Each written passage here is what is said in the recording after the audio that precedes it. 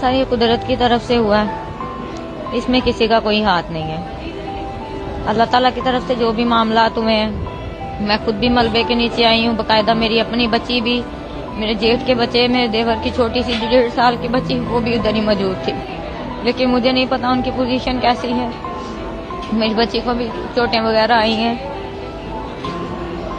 अच्छा ये बताएं, जब ये आप पढ़ा रही थी वहाँ पर तो छत भी बन रही थी? नहीं सर, ये झूठ है, ये सच नहीं है। सर पे कंस्ट्रक्शन का काम जरूर हुआ है, मैंने छत पक्की करवाई है, क्योंकि माली हालात इतने ठीक नहीं थे कि हम वो लेंटर वगैरह डाल सकते या दोबारा से सारी कंस्ट्रक्शन करवा सकते।